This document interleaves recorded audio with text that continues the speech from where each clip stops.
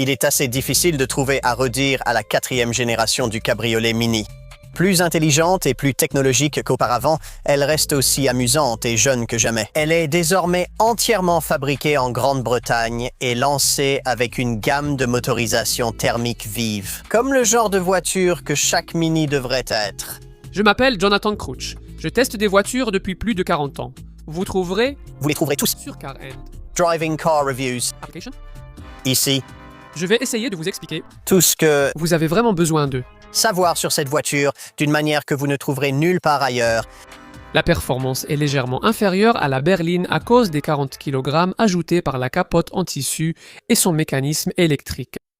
Ce toit est à peu près le même qu'avant et met 18 secondes à se lever et 15 secondes à se fermer à des vitesses allant jusqu'à 145 km/h.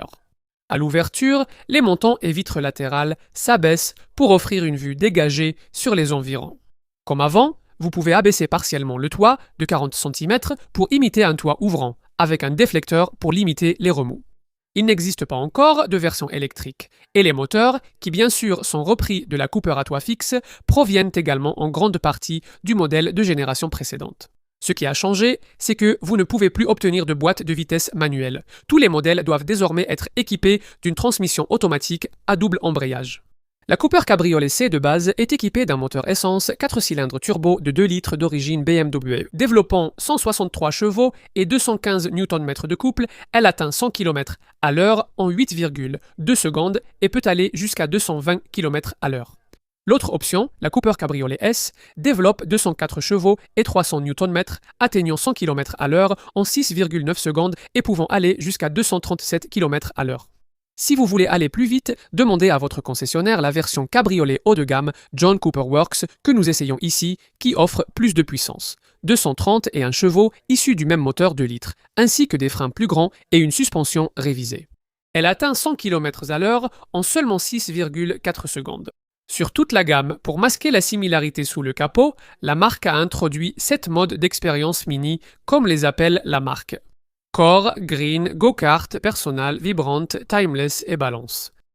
Comme leur nom l'indique, ces modes agissent sur la direction, l'accélérateur, mais aussi les couleurs de l'habitacle et les graphismes. On pourrait croire à un simple restylage du F57 3e génération, car extérieurement, il change peu. La carrosserie de base reste identique. Contrairement à la version à toit fixe, même les feux arrière arrondis proviennent de l'ancien modèle. Bien que leur signature lumineuse à matrice de points diffère, le mécanisme du toit en toile reste inchangé. En regardant de près, on remarque que la calandre et les phares de cette F67 viennent de la nouvelle Mini Hatch. Ce changement de génération est beaucoup plus visible. À l'intérieur de l'habitacle désormais plus minimaliste, à la place de l'ancien tableau de bord haut et de l'étrange écran central d'infodivertissement carré dans un cercle, tout a changé. Comme pour chaque Mini, la pièce maîtresse de l'habitacle reste un grand écran central circulaire familier, ici de 9,5 pouces. Mais maintenant, c'est le seul. Il n'y a rien à voir à travers le volant redessiné, à part le nouveau panneau de tableau de bord garni de textile, même si un affichage tête haute peut être proposé en option. La planche de bord minimaliste est en grande partie dépourvue de boutons, et le sélecteur de vitesse a été déplacé vers un interrupteur sous l'écran central, désormais appelé de façon un peu ridicule l'unité d'interaction Mini. On est assis plus bas, renforçant la sensation sportive, et les anciennes bouches d'aération ronde sont remplacées par des plus fines. Les sièges n'ont plus le soutien réglable des cuisses, mais restent confortables et offrent un bon maintien. Dans une Mini cabriolet, l'arrière est étroit, mais un coupe-vent est inclus. Le volume du coffre, avec 215 litres, est en fait 5 litres de plus que celui de la Cooper 3 portes, mais il se réduit à seulement 160 litres lorsque le toit est ouvert, donc il faudra faire vos bagages avec soin. Passons aux chiffres.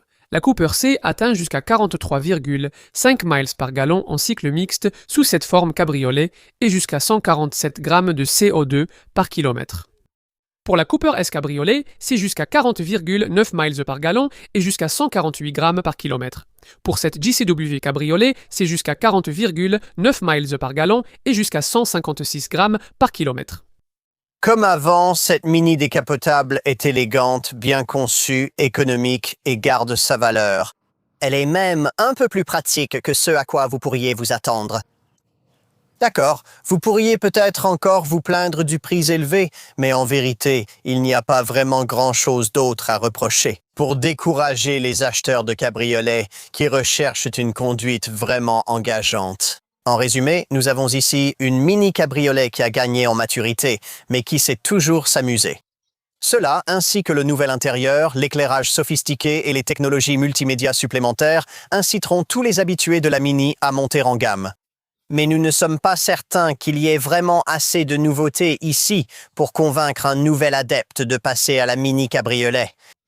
Mais si vous n'êtes pas d'accord, alors peut-être, juste peut-être, qu'une autre aventure Mini vous attend.